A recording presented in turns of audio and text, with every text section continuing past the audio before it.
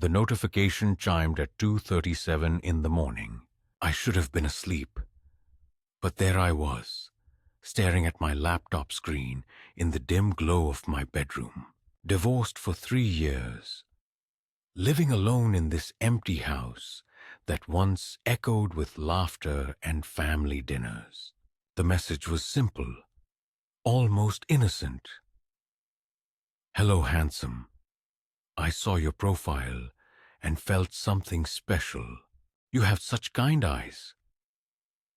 Little did I know that those 23 words would unravel my life completely, drag me into a web of deception so elaborate that even now, 2 years later, I still wake up in cold sweats wondering how I could have been so blind. How a successful businessman, a man who built a company from nothing, could fall so completely for a lie that was being told to dozens of other men at the exact same moment.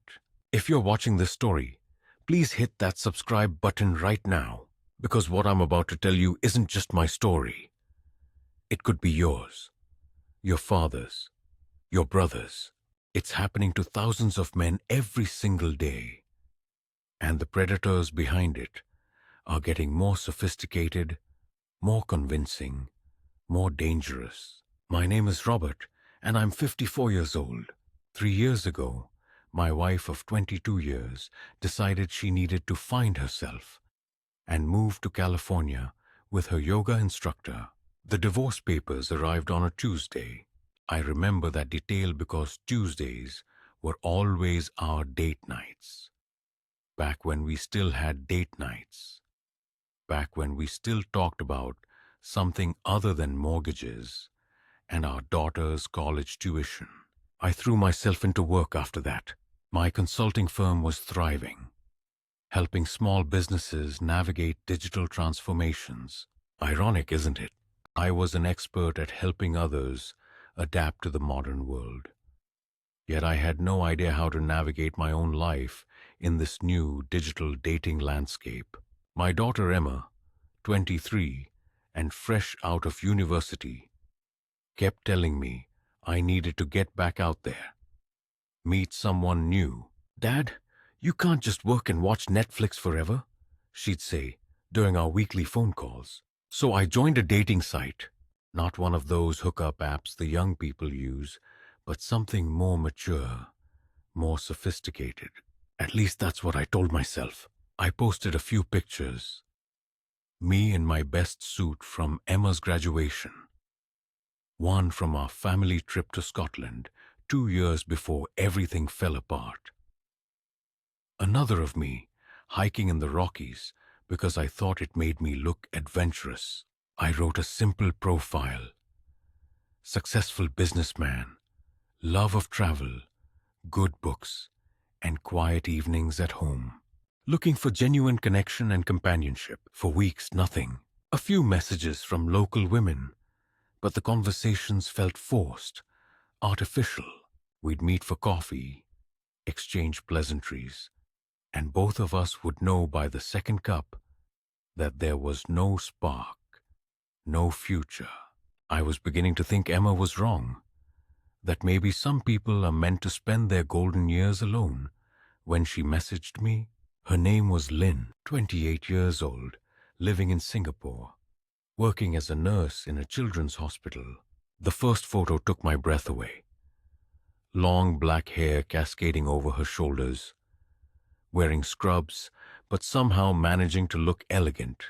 Her smile was genuine, reaching her eyes in a way that made me believe she was actually happy to see me, even through a computer screen. I know we live far apart, her second message read. But sometimes the heart doesn't understand geography. I believe in destiny, and something tells me you and I are meant to know each other. The English was slightly formal, which I found charming. She explained she had learned it in school and from American television shows, that she dreamed of visiting the United States someday. We started chatting every day, She would message me during her lunch breaks at the hospital, telling me about the children she cared for, how their laughter made even the hardest days bearable. I found myself checking my phone constantly, waiting for her messages like a teenager with his first crush. She asked about my work, my family, my dreams. She listened, really listened, in a way my ex-wife hadn't done in years. "You have such a beautiful soul, Robert," she wrote one evening. "I can feel your kindness through your words. The children here would love you. You have that special energy that makes people feel safe." Nobody had called me beautiful in any context for longer than I cared to remember.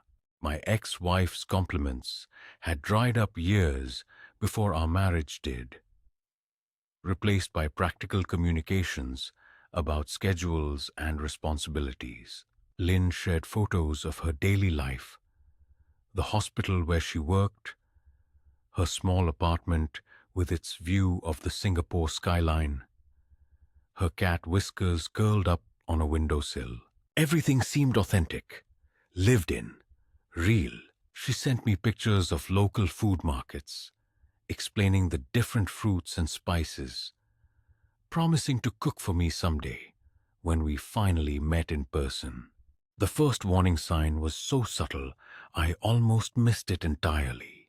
It was a Tuesday evening, about 6 weeks into our daily conversations. Lynn had sent me a long message about her day, including a story about a young patient who had drawn her a picture. The story was touching, detailed, full of the kind of specifics that make something feel genuine. But there was one sentence that seemed slightly off.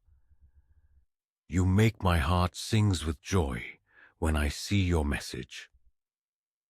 It was a small grammatical error, the kind someone learning English might make. But Lynn had been writing in nearly perfect English for weeks. Her grammar was usually flawless, her vocabulary sophisticated. I told myself she was tired, that night shifts at the hospital were exhausting, that anyone might make such a slip. The second sign came a week later. She sent me what she called a photo just for you. A selfie taken in her apartment, wearing a beautiful traditional dress she said belonged to her grandmother. But when I looked closer at the background, I noticed something strange. In an earlier photo of her apartment, there had been a small Buddhist shrine on a shelf behind her couch. In this new photo, taken from the same angle, the shrine was gone. The shelf was completely empty. I convinced myself she had moved it, maybe for cleaning or renovation.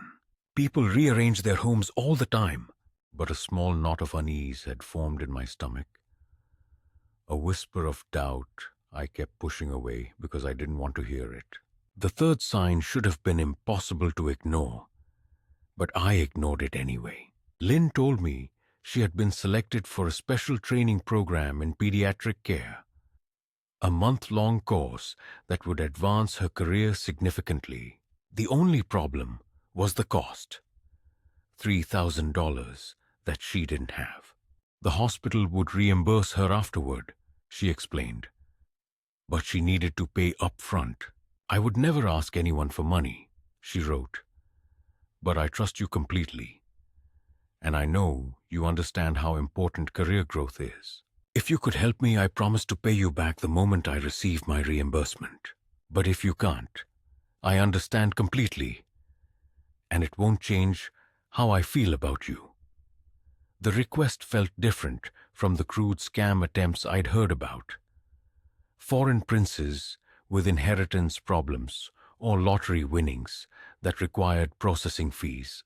This was subtle, reasonable, backed up by what seemed like a genuine relationship built over months of daily conversation.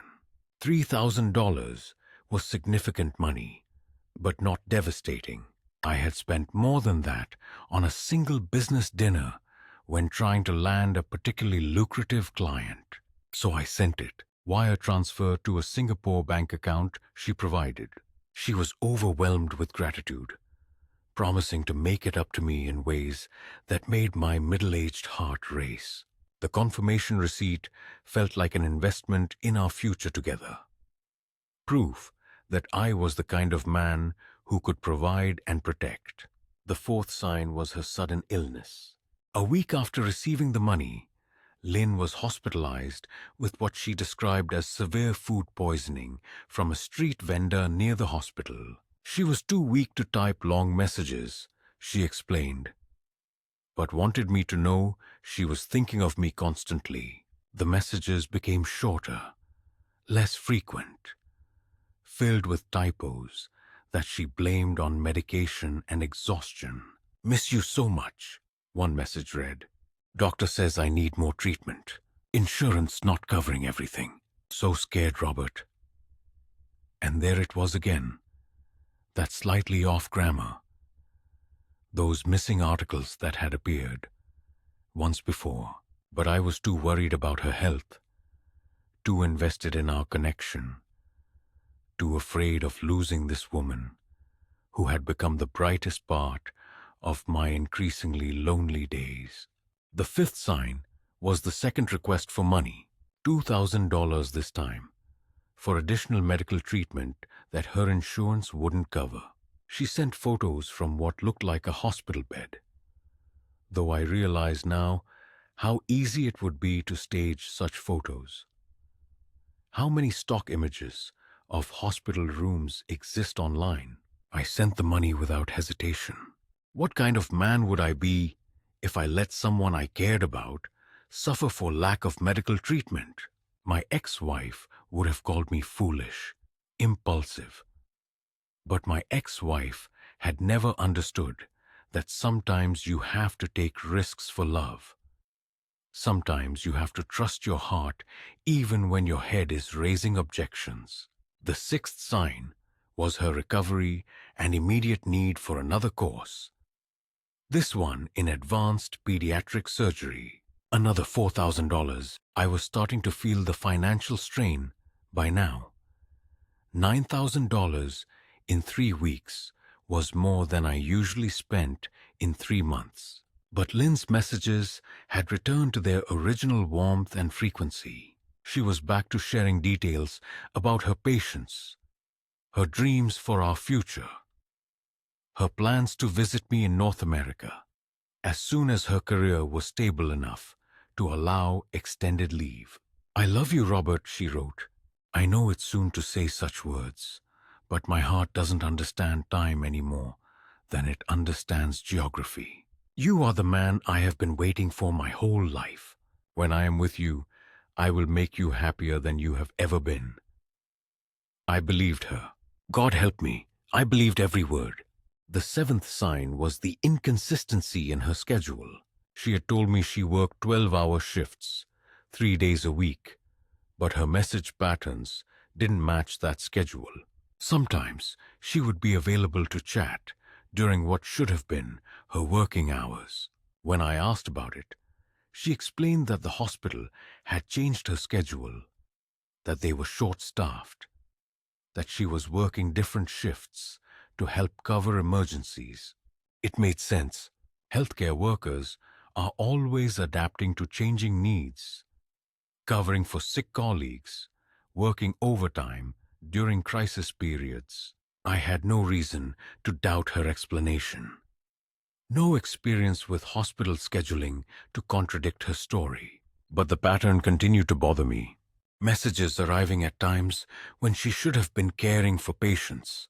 Long conversations during what she claimed were busy night shifts.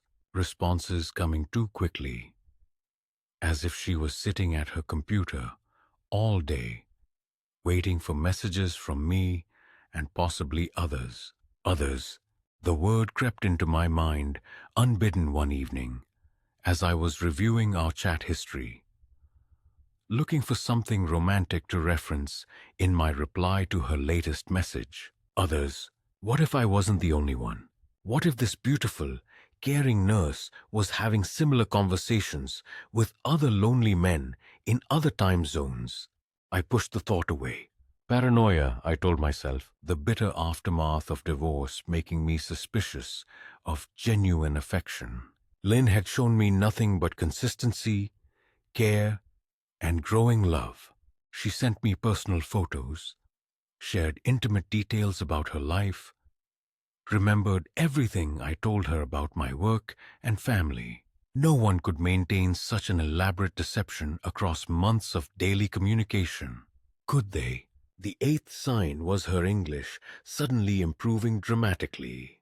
The small grammatical errors that had appeared periodically in her messages vanished completely.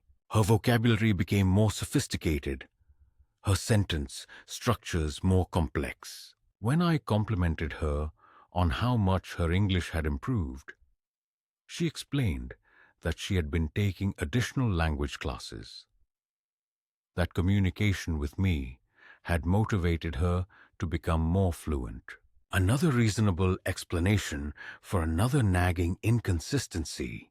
I wanted to believe her, needed to believe her, because the alternative was too devastating to consider.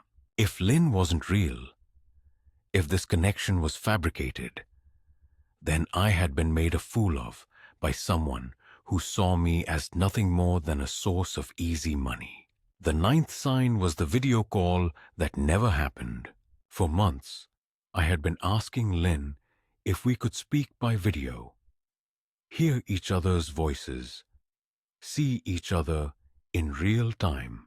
She always had reasons why it wasn't possible.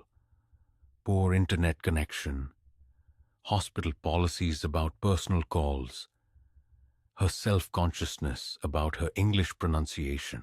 But she promised that soon, very soon, we would have our first video call. She had a new phone now, she told me, with a better camera and faster internet. Tomorrow night, Singapore time, we would finally see each other face to face, even if only through screens separated by 10,000 miles. I prepared for that call like a teenager getting ready for prom. I got a haircut, bought a new shirt, practiced what I would say when I first saw her beautiful face, moving and speaking in real time. The call never came. At the appointed time, Lynn messaged me that there had been an emergency at the hospital. A bus accident with multiple child victims. All hands on deck. She was devastated to miss our call, she said, but lives were at stake. We would try again tomorrow, she promised. Tomorrow became next week, then next month, then an indefinite postponement due to her increasingly demanding work schedule, and a series of personal crises that required her constant attention. Her grandmother's illness, her apartment flooding, her cat needing emergency surgery. Each crisis was plausible individually, but together they formed a pattern of avoidance that even my love-addled brain couldn't completely ignore. The 10th sign was her request for travel money. She had been approved for vacation time. She announced excitedly, 3 weeks off work, enough time to fly to North America and finally meet in person. We could take that trip to Niagara Falls she had been dreaming about, visit the small town where I had grown up, maybe even meet Emma if I thought she was ready for such an introduction. The only problem was the cost of international travel, the flights, the visa fees, the travel insurance, the appropriate clothes for North American weather. $7,000. In total, she calculated, money she didn't have, but would pay back the moment she returned to work and received her holiday pay. $7,000 to bring the woman I loved halfway around the world to meet me. It seemed like a bargain. Really. Considering what some people spent on vacations or luxury cars or other temporary pleasures.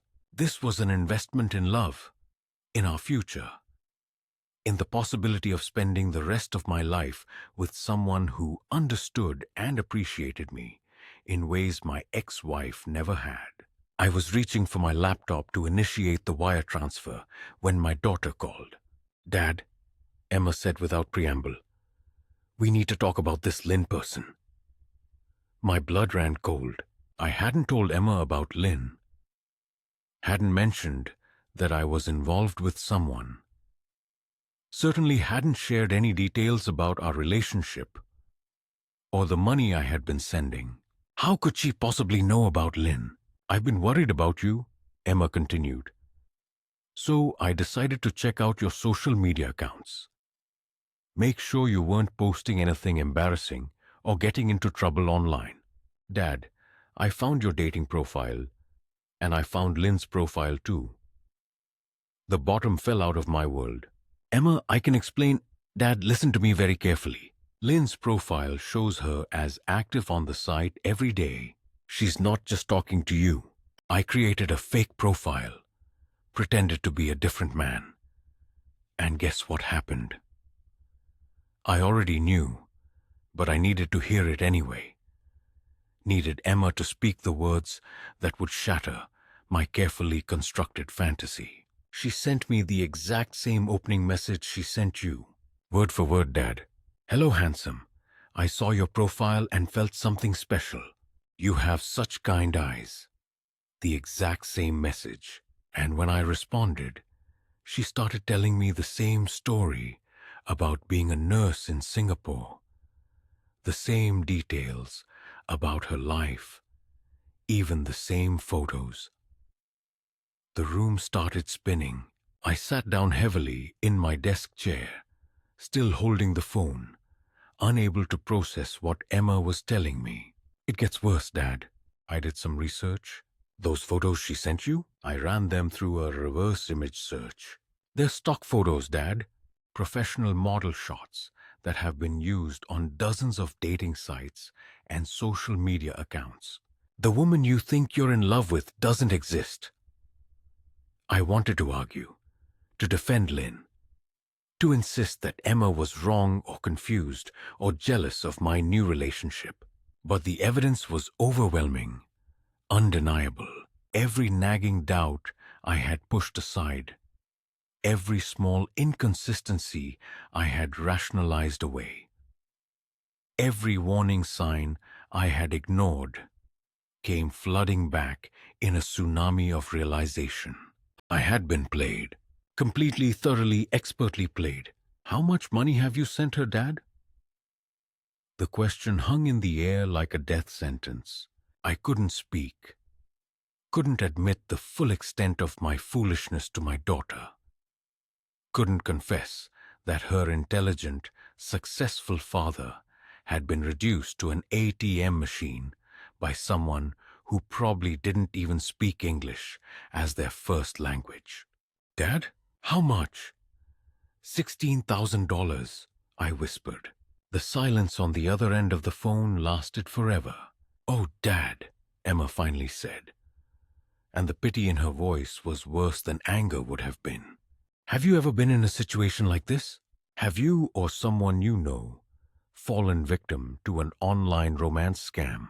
Please leave a comment below and share your experience. You might help save someone else from making the same mistake I did. And don't forget to subscribe to this channel for more real-life stories that could change your life." That night, I didn't sleep. I sat at my computer, scrolling back through months of conversations with Lynn, seeing everything differently now. The loving messages that had seemed so personal, so tailored to me specifically, now read like form letters with my name inserted. The photos that had made me feel special, like I was getting intimate glimpses into her private life, were revealed as carefully curated props in an elaborate theater production. I felt violated in a way that went beyond the financial loss. Someone had studied me, analyzed my weaknesses, identified my vulnerabilities, and exploited them with surgical precision. They knew I was lonely, recently divorced, financially comfortable, but not wealthy enough to be suspicious of their relatively modest requests. They knew I would be flattered by the attention of a younger, beautiful woman, that I would mistake their professional manipulation for genuine affection. But the worst part was realizing that while I had been falling in love with Lynn, sharing my hopes and fears and dreams, pouring my heart out in messages I thought were creating intimacy between us, she probably hadn't even read most of what I wrote. My deepest thoughts, my most personal revelations, my expressions of growing love had been processed by someone who saw me as nothing more than a source of revenue. The next morning, I called my bank. The money was gone, of course, transferred to accounts that would be immediately emptied and closed, filtered through a network of financial intermediaries designed to make recovery impossible. The bank officer was sympathetic but realistic. Romance scams were becoming increasingly common and sophisticated, and the money was almost certainly unrecoverable.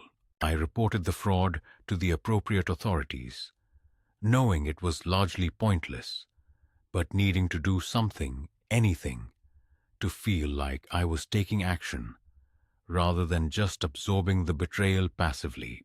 The police officer who took my statement had clearly handled dozens of similar cases. He was kind, but matter-of-fact. These operations were usually run from countries with limited law enforcement cooperation, using stolen identities and untraceable financial instruments. The hardest part, he told me, is that victims often continue to believe the scammer even after being presented with evidence. The emotional manipulation is so complete that people will argue with their own family members rather than accept that they've been fooled. I understood what he meant. Even with Emma's evidence, even with my own growing certainty that I had been deceived, part of me still wanted to believe that Lynn was real, that our connection had been genuine, that there was some explanation for the contradictions that didn't involve complete fabrication. That afternoon, I received another message from Lynn. She was concerned that I hadn't responded to her request for travel money, worried that something was wrong, afraid that I was having second thoughts about meeting in person.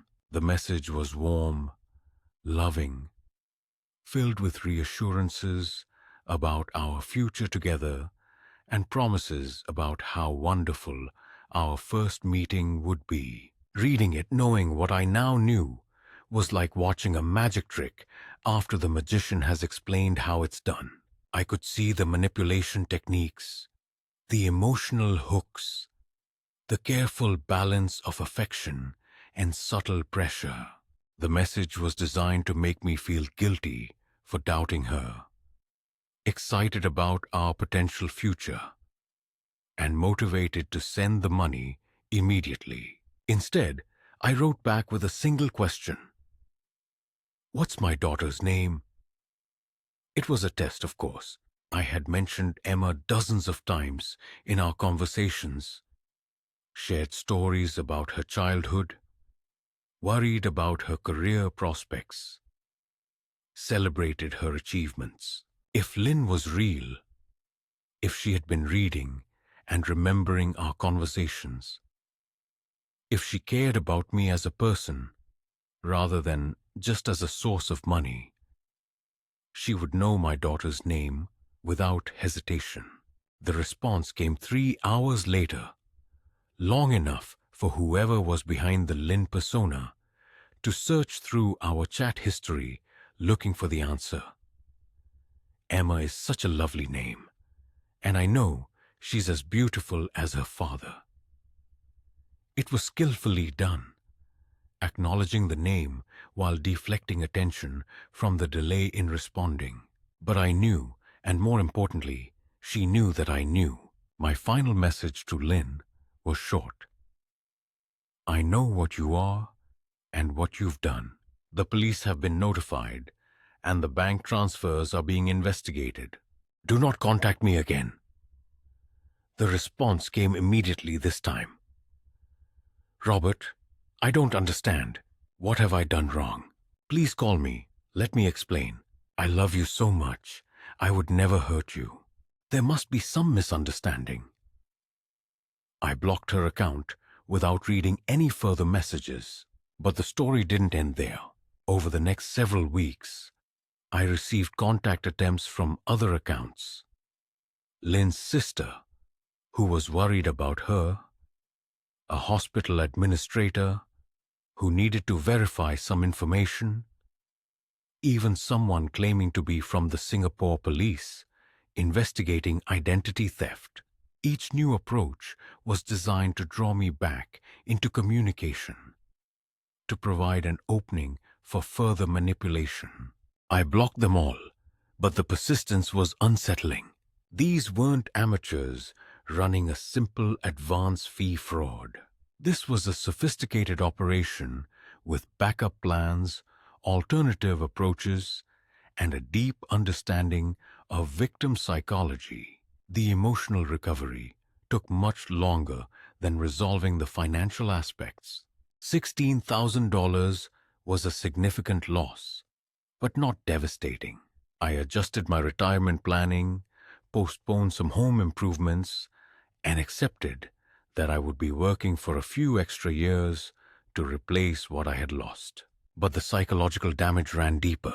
I had trusted someone completely, opened my heart in ways I hadn't done since the early days of my marriage, allowed myself to believe that I had found love again. The betrayal wasn't just about money. It was about faith, hope, and the basic human need to connect with another person. I found myself questioning everything. If I could be so wrong about Lynn, so completely deceived by someone I thought I knew intimately, how could I trust my judgment about anything else? Business decisions, friendships, family relationships. Everything seemed potentially contaminated by my demonstrated inability to distinguish truth from elaborate fiction. Emma suggested therapy, and I resisted initially. I was a successful businessman, a problem solver, someone who had navigated complex challenges throughout my career. Surely I could work through this setback on my own, learn from the experience, and move forward without outside help. But the shame was overwhelming.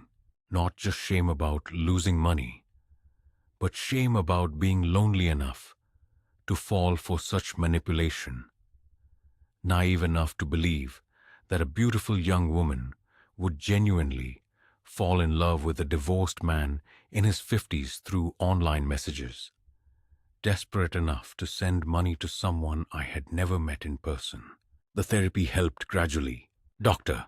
Patterson specialized in fraud victims, and she helped me understand that romance scammers are professionals who study human psychology, test their approaches on thousands of victims, and refine their techniques based on what works most effectively.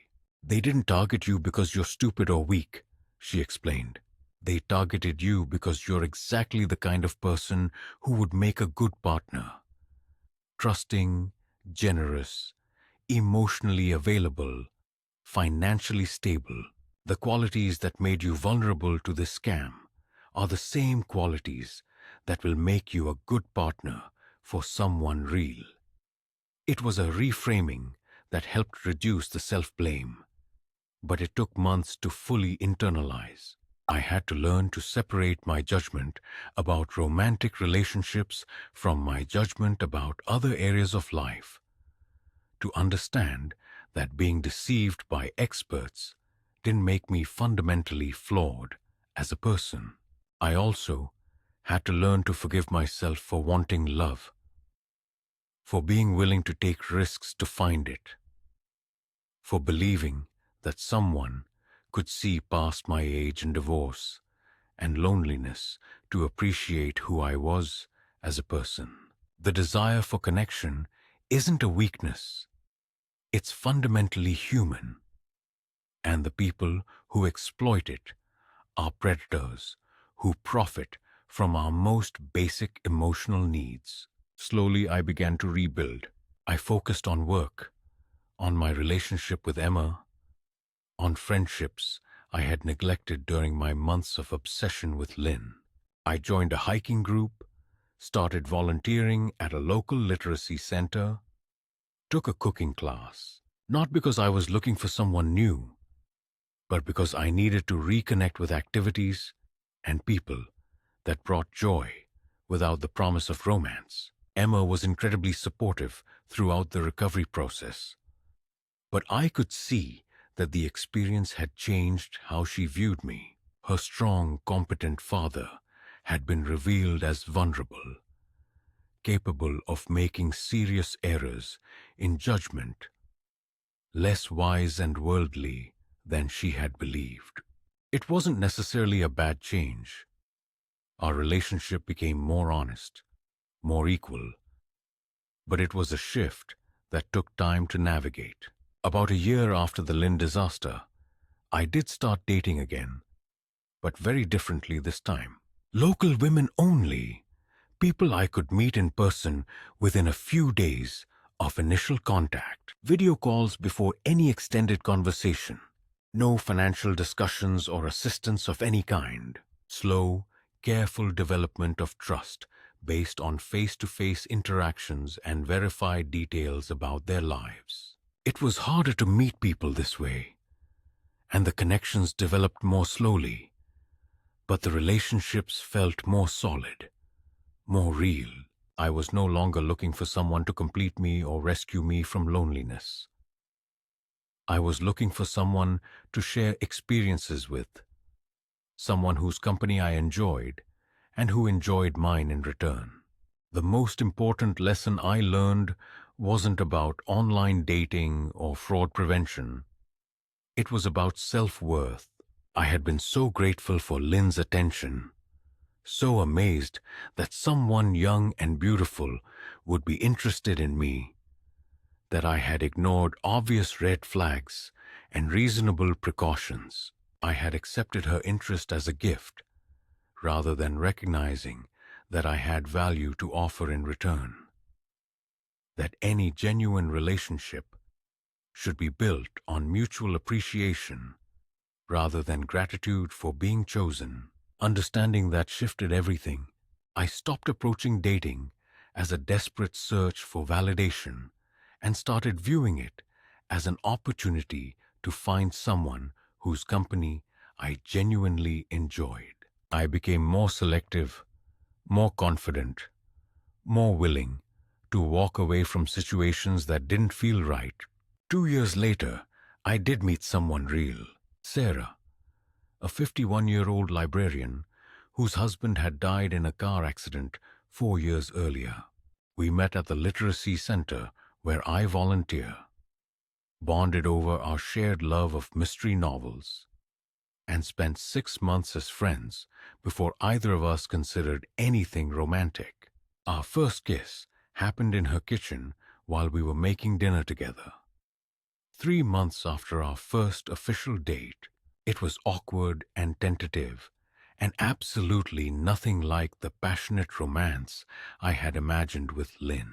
But it was real, grounded in genuine knowledge of each other's flaws and quirks and daily realities.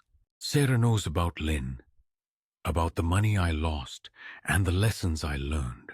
She's not threatened by the story, because she sees it as evidence that I'm capable of deep feeling and commitment, that I'm willing to be vulnerable for love, that I've learned to balance openness with appropriate caution.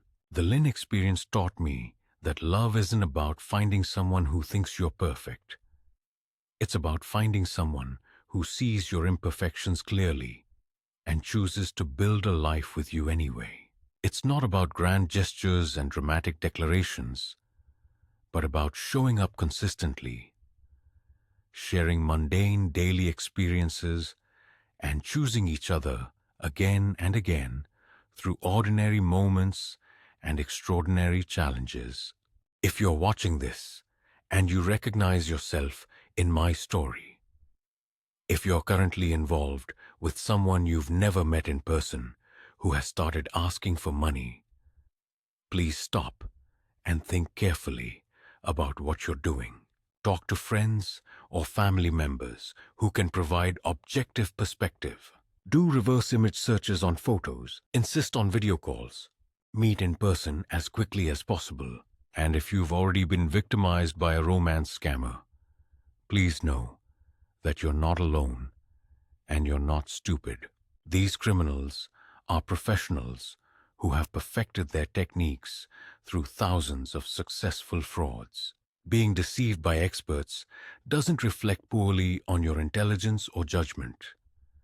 It reflects on their skill and your fundamental decency as a person who was willing to trust and love. The money may be gone forever, but your capacity for genuine connection isn't damaged. Take time to heal, learn from the experience, and don't let the actions of criminals close your heart to the possibility of real love with real people who will appreciate you for exactly who you are.